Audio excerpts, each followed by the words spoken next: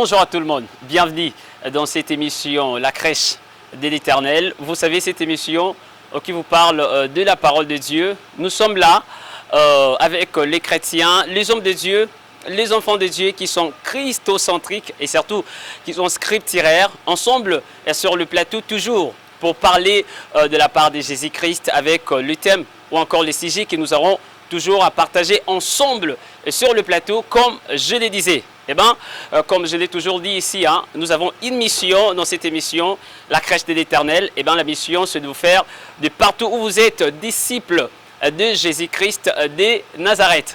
Ici, sur ce plateau, vous êtes en train de le remarquer, je suis en compagnie d'un homme de Dieu qui est aussi accompagné de ces chantres. Je les salue d'abord. Bonjour, homme de Dieu. Bonjour, Papa la crèche. Divin Sandoku. Oui, c'est ça. Nous sommes très heureux de pouvoir vous recevoir dans cette émission, la crèche de l'Éternel. Et surtout, un réel plaisir de passer cette émission ici au sein de votre église. Merci, Papa. Le plaisir est partagé. En tout cas, nous vous recevons chez nous. Vraiment, merci beaucoup. Je vais revenir à vous, homme de Dieu. Mais avant de passer, avant de revenir, nous allons d'abord prendre ces chantres avec lesquels vous êtes venus, ces chantres qui vous ont accompagné. Pourquoi pas nous passer à un moment d'adoration, un chant d'adoration avec le Seigneur Jésus-Christ de Nazareth. Et puis, nous allons revenir avec vous. Merci beaucoup.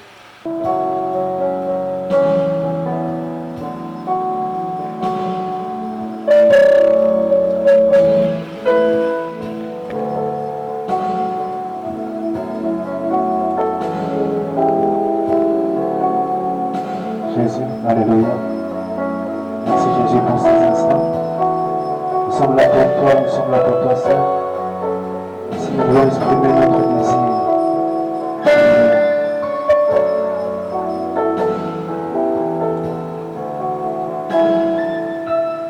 Cabo, cabo,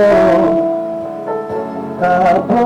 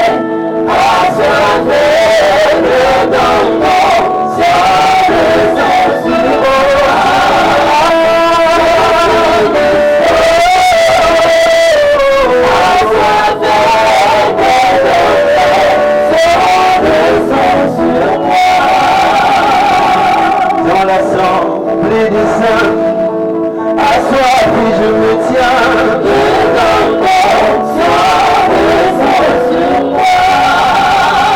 Et conserve mon destin, oh, dans le creux de ta main.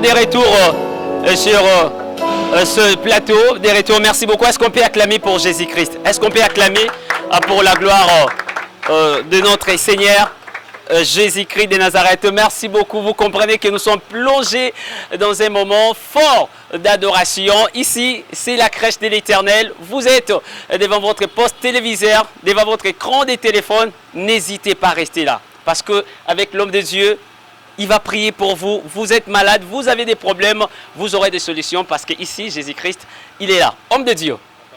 Déjà, le sujet nous parle d'un chrétien de l'Ecclésia ou un chrétien christocentrique. Donc, on comprend que c'est une interrogation. Une réponse est bien méritée dans cette interrogation. Oui, papa, vous savez, le sujet est vaste et le sujet est très intéressant. Voilà. Je ne sais pas s'il faut déjà... Quand on attend de ces sujets, on comprend que c'est comme si on est en train de faire la différence entre les chrétiens de l'Ecclésia et les chrétiens christocentriques. C'est par rapport au contexte du temps que nous sommes. Mais quand nous définissons ces deux mots, vous allez remarquer que et Ecclésia et christocentrique, tous ces deux mots doivent être basés sur Jésus-Christ. Voilà.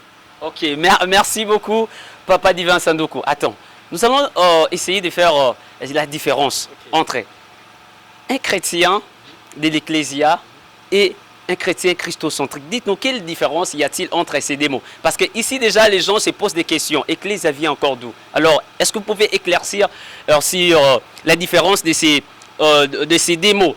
Chrétien de l'Ecclésia et chrétien christocentrique. Voilà, déjà s'il faut circonscrire les sujets, nous comprenons que nous sommes dans la doctrine de la Christologie.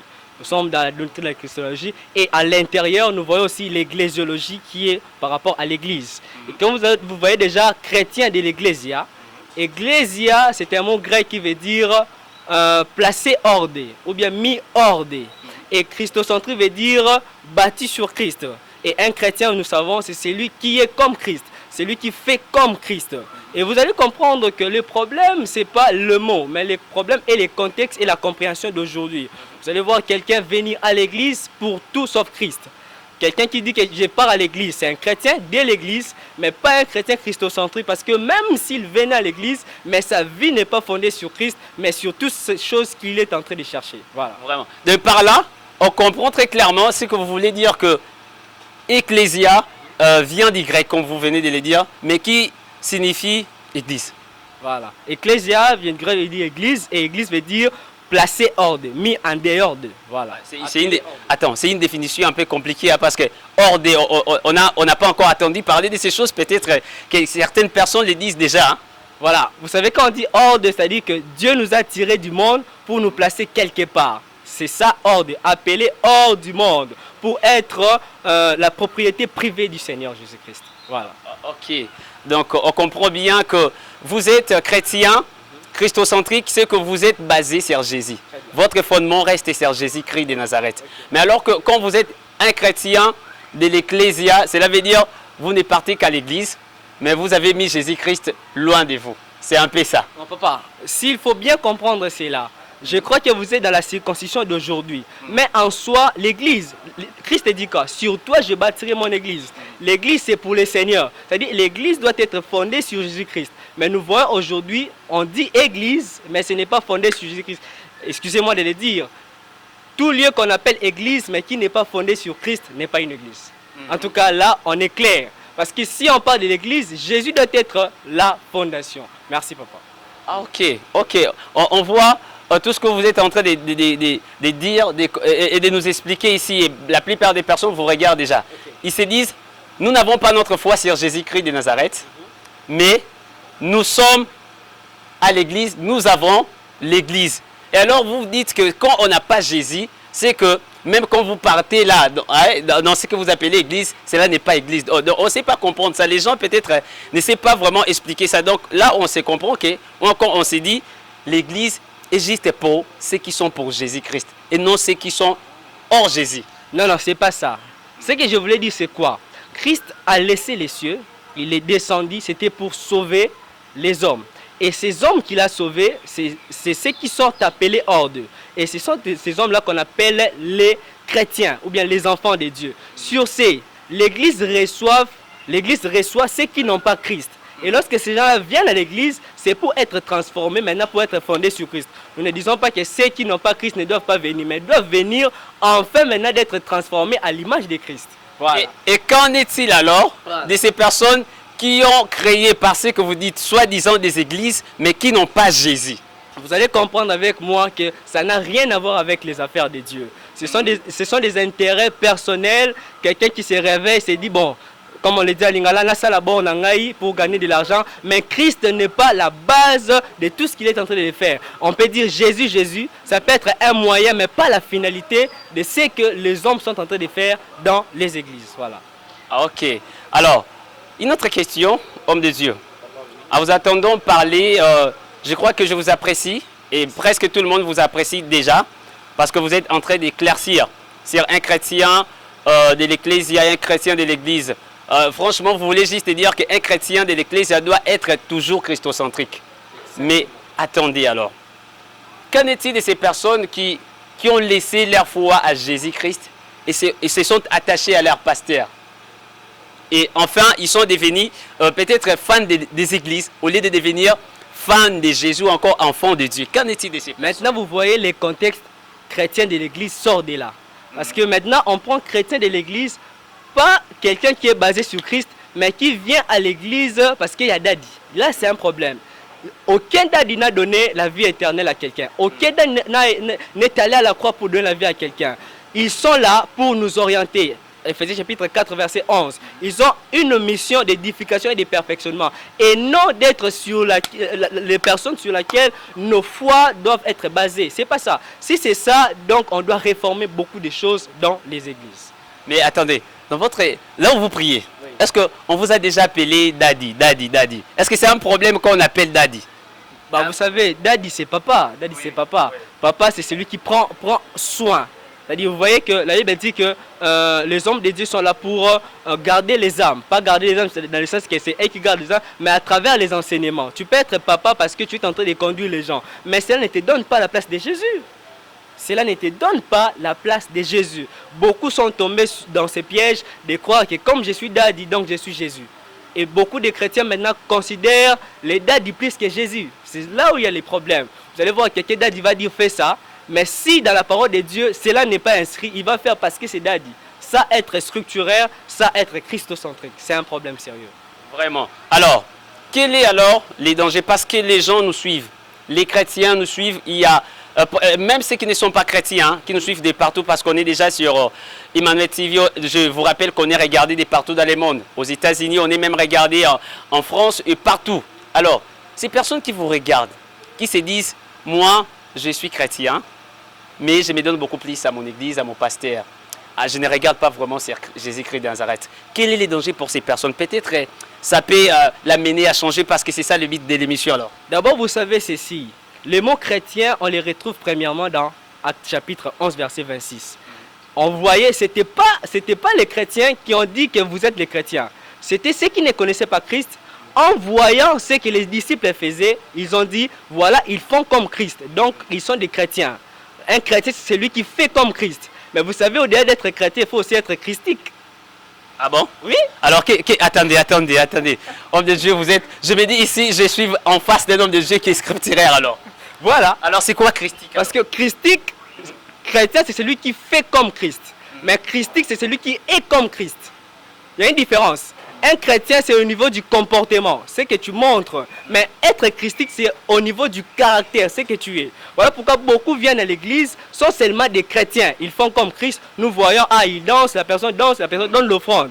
Là, c'est faire comme Christ. Mais être comme Christ, c'est même si tu n'es pas à l'église, tu peux garder les caractères de Christ.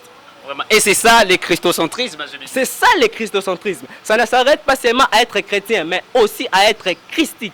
C'est très important. Vraiment, merci beaucoup. Vous nous regardez de partout. Donc, soyez, s'il vous plaît, christocentriques. Et mettez votre foi sur Jésus-Christ de Nazareth.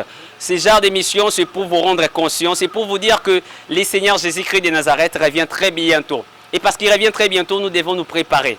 Parce que tu dois te préparer, je me dis, il faut te conformer sur ce que l'homme de Dieu dit et surtout regarder cette émission jusqu'à la fin. Et puis, papa, oui. Les dangers d'être seulement chrétien, c'est quoi? C'est que nous voyons qu'il est chrétien, il va à l'église, nous voyons le pasteur, sur la chair, il ne va pas faire d'autres bêtises. Mais en soi, quand il est seul, il fait d'autres choses que Christ ne permet pas. Vous voyez, les dangers d'être seulement les chrétiens de l'église est que vous allez maintenant être dans l'hypocrisie. Vous voyez, vous allez être dans l'hypocrisie, vous ne faites pas certaines choses pour nous montrer que tu as Christ, alors qu'à l'intérieur, tu sais que ma vie n'est pas en ordre avec les seigneurs. C'est ça les dangers. Et à ces moments-là, on s'est dit, quand vous vivez dans l'hypocrisie, vous êtes comme Judas. Christ vous abandonne alors. En tout cas, le problème de Judas est que lui, son problème est particulier. On n'entre pas par là, sinon nous allons sortir dans l'idée de l'émission. Voilà. Vraiment. Merci beaucoup. Et en tout cas, je voulais juste savoir, c'est ça, homme de Dieu. Alors, quand une personne est juste liée à son église, tu vois, la personne vient à l'église ici, elle est tellement liée à l'église, elle parle avec le pasteur, elle parle avec tout le monde, mais continue de vivre dans la débauche, dans l'impudicité, dans le viol, dans le vol. Est-ce qu'une pareille personne, Christ peut-il la bénir ou la sauver? Vous savez d'abord, Hébreux 11, 25 dit ceci, n'abandonnez pas vos assemblées. C'est très important d'avoir une église locale. Mais le problème c'est quoi? Le problème est que lorsqu'on vient dans l'église locale et qu'on n'est pas transformé, c'est là où il y a les problèmes. Je prends l'exemple de la piscine de Bethesda. Il y avait l'ange qui était là, qui achetait de l'eau et la personne qui tombait en premier recevait la délivrance. Mais est-ce que quand quelqu'un reçoit la délivrance là, quand il sort de l'eau, c'est fini ou bien il va continuer aussi à faire des bêtises? Mais vous allez voir la différence entre la piscine de Bethesda et Jésus qui vient sauver cet homme et que la personne peut être guérie de la piscine mais continuer avec ses bêtises. Mais quelqu'un qui rencontre Christ, pas seulement il est guéri au niveau du corps, mais aussi la présence de Jésus va sauver.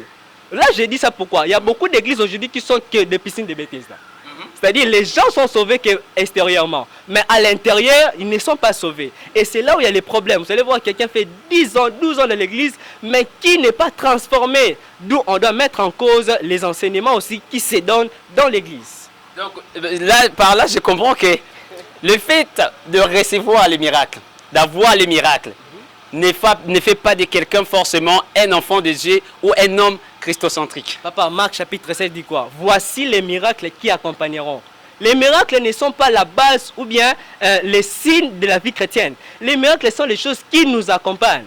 Ça doit nous accompagner. Si les miracles aujourd'hui doivent devenir l'élément sur lequel on doit confirmer notre foi, alors là, Christ a fait un travail en vain. Ce qui confirme notre vie chrétienne, c'est notre marche devant les hommes. Cette transformation de vie devant le peuple de Dieu et devant le monde qui doit venir vers Christ. Vous voyez, c'est très important. Donc, ne pensons pas les choses sur les miracles, sinon on va passer à côté. Les diables aussi font les miracles. Alors, si c'est les miracles, la base de la vie chrétienne, là, alors, comment différencier un enfant de Dieu et celui qui n'est pas un enfant de Dieu? Vraiment. En vous attendant parler, quelque part, peut-être, je ne vous ai pas attendu parler de l'enfer, hein, parce que nous sommes en train de parler de ces chrétiens qui sont chrétiens de l'Ecclésia ou chrétiens christocentriques, comme on est en train de dire, c'est une question. Donc, c'est une interrogation. Je vous avais demandé aussi les dangers. Vous n'avez pas parlé, comme je disais là, de l'enfer. Est-ce que vous ne voyez pas qu'il y a un danger quand vous êtes beaucoup attaché au bâtiment, ou soit à l'église, ce que vous appelez église, comme toujours la plupart des personnes, terme et je me dis, terme général, bâtiment, mon église, or, franchement, l'église, je me dis, d'abord, c'est pas ça, parce que vous êtes homme de Dieu, vous allez éclaircir sur ça. Est-ce que des personnes qui sont liées comme ça à leur bâtiment, vous ne voyez pas qu'ils peuvent aller en enfer sans Jésus? Vous allez comprendre une chose. Matthieu chapitre 24, on est en train de montrer à Jésus, voilà les bâtiments, c'est très beau. Il dit, je vais détruire ça et après 3 jours, je vais reconstituer ça. C'est-à-dire, Jésus-Christ voulait amener les gens de ne pas avoir l'église comme temple seulement, mais voir l'église au-delà de ce qui est physique, voir l'église de la manière spirituelle. Vous voyez, aujourd'hui, on croit comme si, parce que l'église est belle, l'église est un beau bâtiment qui est à Christ. Je ne refuse pas d'avoir les beaux bâtiments pour les églises. C'est très important. Mais ce qui est plus important est que Christ soit réellement là. Parce que si Christ n'est pas là, nous sommes en train de faire des théories, nous sommes en train de faire des choses qui ne sont pas en Christ. Je n'entre pas d'abord dans les domaines de enfer et tout ce qui va avec, mais seulement une église. D'abord, pourquoi appeler ça église si Christ n'est pas là?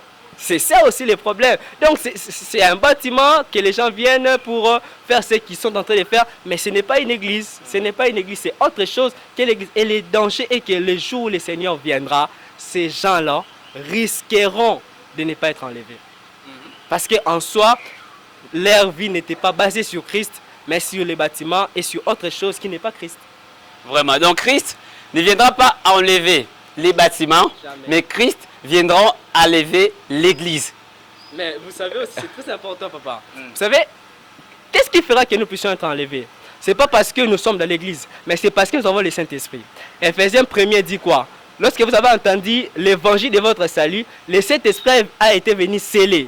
Le Saint-Esprit n'est pas seulement pour les parler en langue, mais le Saint-Esprit est en nous, parce que le jour où Christ reviendra, nous serons attirés par le Saint-Esprit pour rejoindre le Seigneur. Mais lorsque tu viens à l'église et que tu n'as pas le Saint-Esprit, et que tu as seulement les beaux habits et les beaux bâtiments, est-ce que c'est les bâtiments qui vont t'enlever? Non. Celui qui n'a pas le Saint-Esprit ne saura pas être enlevé, parce que c'est par lui que nous serons enlevés. C'est ça l'église. Vraiment, merci beaucoup. Vous venez de dire ici, homme de Dieu, que celui qui n'a pas le Saint-Esprit ne peut pas être enlevé par Jésus-Christ. Est-ce qu'on peut acclamer pour cet encouragement? Est-ce qu'on peut acclamer pour Jésus-Christ de Nazareth? Alors, homme de Dieu, il y a les chantres qui sont là, les gens nous regardent, je suis là aussi dit. Comment faire pour avoir le Saint-Esprit? Parce qu'au-delà de tout ce que nous allons recevoir de la part de Jésus-Christ, de la part de Dieu, nous voulons avoir le Saint-Esprit pour que nous soyons enlevés ces jours, comme vous venez de le dire. Comment leur faire pour recevoir ce Saint-Esprit-là que vous venez de dire? Oui, c'est très important. Acte chapitre 10, nous voyons Pierre. Pierre n'a pas dit aux gens, recevez le Saint-Esprit. Non. Pierre a commencé à prêcher l'évangile de Jésus-Christ. Il a commencé à dire aux gens, répentez-vous. Il a commencé à parler de Christ. Et lorsqu'il parlait de Jésus-Christ, c'est alors que le Saint-Esprit a saisi les gens. Pour recevoir le Saint-Esprit, il nous faut avoir un message du salut. Quand on nous prêche sur Jésus-Christ, c'est alors que son esprit vient habiter en nous. Ce n'est pas comme nous voyons souvent, maintenant il y a le baptême du Saint-Esprit, recevez. Non, on reçoit le Saint-Esprit à travers le message du salut. Ok, à travers le message du salut. Et le message christocentrique. Oh, ok, le message christocentrique. Ah, vraiment. Homme de Dieu, je prends un passage biblique qui me vient en tête. Actes des Apôtres, chapitre 2, le verset 38. Toujours l'apôtre Pierre. Il dit ceci. Il dit, répentez-vous et que chacun de vous croit au Seigneur Jésus-Christ et vous recevez les dons du Saint-Esprit. Mais attendez, quelque part, je ne vous ai pas attendu parler de recevoir le Seigneur Jésus-Christ de Nazareth. Vous avez juste parlé du message. Attends, on peut apporter les messages de Jésus, mais on n'a pas donné Jésus. Est-ce que vous ne voyez pas ça? Mais vous voyez, quand j'ai dit le message du salut, ce n'est pas seulement ce qu'on apporte comme message, mais c'est ce que les gens doivent vivre. Vous voyez, on dit quoi? Repentez-vous, croyez au Seigneur Jésus. Donc c'est ce message-là de Jésus-Christ qui apporte le salut. La Bible dit quoi? Je n'ai pas honte de l'évangile parce que c'est une puissance pour le salut de quiconque. Vous voyez, c'est à travers ce message-là, qui n'est pas seulement les mots, qui devient aussi une vie en nous, qui doit apporter en nous la transformation et le Saint-Esprit viendra habiter en nous. Voilà. Vraiment. Alors un petit conseil, vous voyez, un petit conseil à ces genres de personnes qui nous regardent, qui ne veulent pas marcher selon la voie de Dieu, qui se disent, je pars à l'église chaque jour, j'ai des prédications à moi, mais je reste juste attaché à mon pasteur, au bâtiment, encore à mon église, mais je ne vais pas m'attacher à Jésus-Christ. Un petit conseil à ces genres de personnes, parce qu'ils risquent même, je me dis, de ne pas voir Jésus les jours de la fin. Un petit conseil pour ces personnes. Le conseil, que c'est comme une femme qui dit, bon, je me suis marié avec cet homme, je me suis marié avec cet homme, moi le problème c'est pas l'homme, mais c'est la maison de cet homme. Je ne m'attacherai pas avec cet homme, mais je m'attacherai seulement à sa maison. Cela veut dire quoi? Cela veut dire qu'à l'église, il y a beaucoup qui viennent. Il y a beaucoup qui viennent justement pour rester à l'église, mais pas pour s'attacher à l'homme, le mari. Mais là, ce n'est pas un mariage. Ce n'est pas un mariage. Lorsque nous sommes dans un mariage, on s'attache à son mari. C'est alors qu'on devient un. Maintenant, comment venir à l'église s'attacher à tout sauf Jésus qui est l'époux? Là, c'est un problème. Croyez-moi, vous n'allez pas être fructifié, vous n'allez pas subir la multiplication. Parce que c'est à s'attacher qu'on devient beaucoup. Quand on ne s'attache pas, on ne devient pas beaucoup. C'est un problème sérieux. Vraiment. Merci beaucoup, attendez. J'aime bien parler. Hein. J'aime bien parler de la Bible parce que la Bible, c'est la base des chrétiens. C'est ce qui fait même que nous soyons christocentriques d'ailleurs. Yes. Ah, ok. Que nous ne soyons pas seulement liés ou attachés à l'Église, mais que nous soyons aussi christocentriques. La Bible déclare ceci. C'est la bénédiction de l'Éternel qui enrichit et ne le fait suivre d'aucun chagrin. Attends, homme de Dieu, est-ce que vous ne voyez pas que la bénédiction de Dieu est pour les chrétiens qui sont juste christocentriques et non pour les autres? D'abord, il faut définir c'est quoi la bénédiction. La bénédiction, c'est le mariage. La bénédiction, c'est le voyage. La bénédiction, c'est tout ça. Ou bien la Bible définit la bénédiction d'une autre manière. C'est d'abord ça les problèmes. Aujourd'hui, on a minimisé la bénédiction dans tout ce qui est matériel. La bénédiction, d'abord pour un enfant de Dieu, pour quelqu'un qui est enfant de Dieu, c'est d'abord le fait que nous ayons Christ en nous. C'est toute une bénédiction. Et quand elle a dit la bénédiction de l'Éternel, ça enrichit et ne fait suivre d'aucun chagrin. Cela veut justement dire que lorsqu'on a Christ, on ne peut pas hériter autre chose que la vie éternelle. D'abord, c'est ça la compréhension. Et où est-ce que vous avez mis la place du mariage? Parce qu'il y a certaines personnes qui vous regardent. Ils se disent, est-ce qu'on a seulement besoin du ciel? Est-ce qu'on a seulement besoin de Jésus et l'argent alors? Nazana mwasi, nazana bana, faut balia quand même. Yozo betera masolo à Yesu. Dis-toi, est-ce que Yesu rokuta Nicolas qui tape c'est bon? C'est très important. Vous savez, aujourd'hui, il y a beaucoup de déviations dans l'église. Pourquoi? Parce que les gens disent, bon, j'ai Jésus, ça suffit, j'ai encore besoin d'autre chose. Papa, toi, tu connais la pensée de Pierre, la pensée de Matthieu, de Jean. Tu as déjà vu la pensée de Pierre. Le problème, ce n'est pas les mariages. Le problème, c'est d'avoir Christ. Et tout ce que Christ va donner ne doit pas définir notre vie chrétienne, mais doit être comme les ajouts de notre vie chrétienne. Que j'aie ça ou pas, Christ est déjà ma bénédiction. Que j'aie ça ou pas, Christ est déjà sur la personne sur laquelle je fonde ma foi. Si le Seigneur te bénit avec les mariages, nous dirons gloire à Dieu. Si le Seigneur ne te donne pas les mariages, on dit aussi gloire à Dieu. Ça ne définit pas notre vie chrétienne. Nous avons besoin de ces choses, mais que cela ne nous induit pas à laisser Christ à cause de cela. Vraiment, très belle pensée de l'homme de Dieu, une très belle réflexion. Est-ce qu'on peut acclamer pour ce genre de réflexion? Franchement, je me dis, l'homme de Dieu, vous êtes super. Que Dieu vraiment vous donne encore beaucoup plus d'intelligence pour, pourquoi pas, amener les enfants de Dieu à comprendre de telles choses ou encore de pareilles vérités sur Jésus-Christ de Nazareth. On est déjà presque à la fin. Je crois qu'on va encore rentrer de ces côtés-là des chantres pour vous accompagner. Hein. Mais on arrive déjà sur ce point-là. On arrive. Une dernière question, homme de Dieu. Juste une dernière question. Attendez. Vous voyez d'abord la caméra. Je vais un petit conseil. Bon, je me disais une question, mais on va passer en termes de conseils. Un petit conseil pour ces personnes qui nous regardent, qui ont des problèmes. Parce que l'émission est pour aider aussi ces personnes qui sont malades, qui sont à la maison. Vous voyez, ces personnes qui ont des problèmes dans les couples. Ces personnes qui sont fatiguées de vivre dans le péché. Ces personnes qui étaient attachées aux bâtiments ou encore aux églises et qui n'avaient pas donné leur foi à Jésus-Christ de Nazareth. Un petit conseil pour eux. Un moment de prière et puis à la fin vous allez clôturer par l'appel au salut avant de laisser la place au chantre de nous amener encore à la gloire de Jésus-Christ de Nazareth. Les conseils que bien aimés dans le Seigneur, la Bible déclare dans le livre des Psaumes chapitre 107 verset 20 qu'il envoie sa parole et les guérit.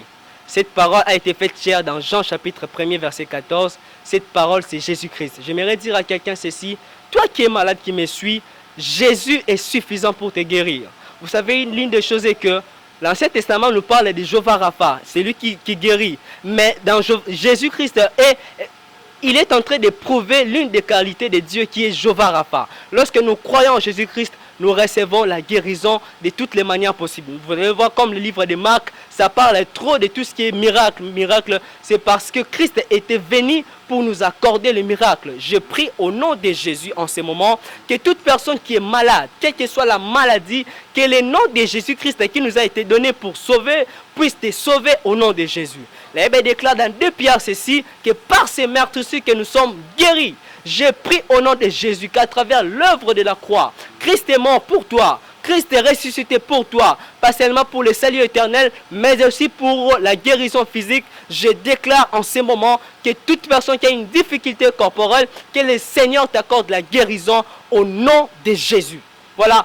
Maintenant, pour ceux qui n'ont pas Christ, ceux qui ont une vie sans Christ, j'aimerais dire à quelqu'un ceci, que Christ est le pourquoi et la cause de notre existence. Si on n'a pas Christ, on tape déjà à côté. Je ne dirais pas celui qui n'a pas Christ ira en enfer, ça sera peut-être pour juger. Mais je sais que toi qui m'as suivi, tu as suivi ces messages qui est christocentrique, que le Saint-Esprit à travers tes messages puisse te toucher afin de comprendre que le chemin à suivre, c'est le chemin de Jésus-Christ. J'aimerais prier pour ces gens-là qui voient que j'ai mené ma vie selon moi. Maintenant, je dois recevoir la vie de Jésus afin d'avoir le salut et un salut qui est éternel. Nous allons prier avec vous. Seigneur, nous te prions pour ces âmes, pour ces hommes que tu es mort à la croix. Eh bien, dis quiconque croit. C'est-à-dire, nous croyons qu'il y a des ceux-là qui ne sont pas encore au Seigneur, mais qui croyons plus tard au Seigneur. Seigneur, laisse que cette émission soit une voie, un canal par lequel ceux qui ne te connaissent pas vont te connaître, Seigneur. Père, accomplis cela au nom de Jésus. Que ce message du salut apporte le salut dans la vie de plusieurs. Ainsi nous avons prié et nous disons Amen. Amen. Est-ce qu'on peut acclamer pour le roi des rois? On acclame le roi des rois, le Seigneur Jésus. On est à la fin de cette émission, la crèche de l'Éternel. Merci à vous tous de l'avoir suivi. On est vraiment très content de passer ces moments ensemble avec vous. Je rappelle, sur ce plateau encore, au sein de cette église, j'avais réussi comme ça pour la toute première fois dans cette émission, l'homme de Dieu, Divin Sandoku. Nous avons eu à passer des moments vraiment excellents avec le Seigneur Jésus-Christ de Nazareth. On a parlé d'un thème très important, un chrétien de l'Ecclésia ou un chrétien christocentrique. Donc vous comprenez comme ça que ça a été une interrogation qui a bien mérité la réponse de l'homme de Dieu, bien qu'on n'a pas tout parlé. On n'a pas tout parlé, on va encore continuer. Je crois que ce n'est pas pour la toute dernière fois que l'homme de Dieu soit avec nous dans cette émission, la crèche de l'Éternel. Je vais boucler complètement l'émission, mais attends, un petit moment avec l'homme de Dieu, peut-être l'adresse de l'église, encore du ministère, puis votre numéro de téléphone pour ces personnes déjà qui vont peut-être vous contacter à la fin. Voilà, nous servons dans l'église paroisse La Gloire. L'ange de l'église, c'est le révérend pasteur Mbono Bawila. Il travaille avec le révérend pasteur Michel Bokota. Nous sommes la jeunesse de l'église, nous servons dans la jeunesse, mais aussi l'église nous a donné le privilège d'être là avec les grands cultes.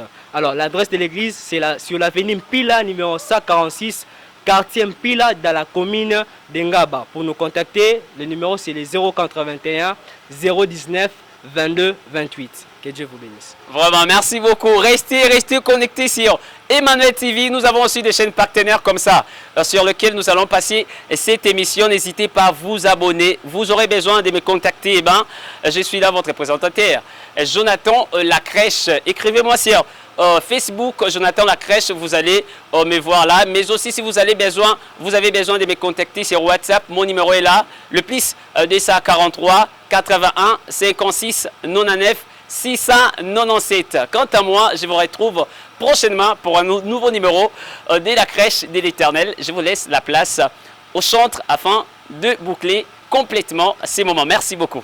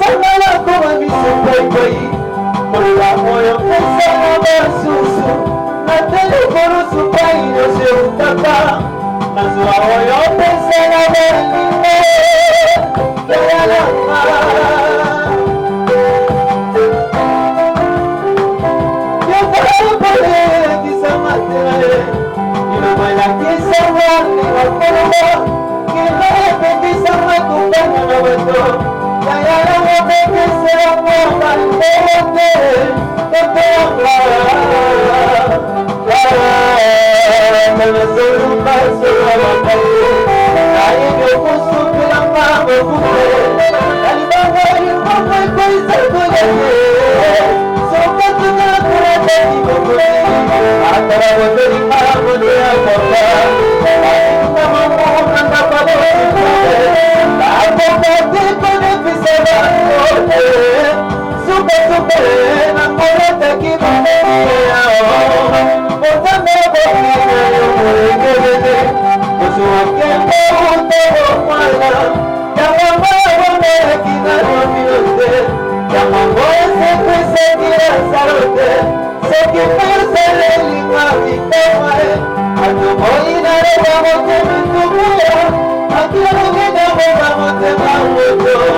Suka-suka na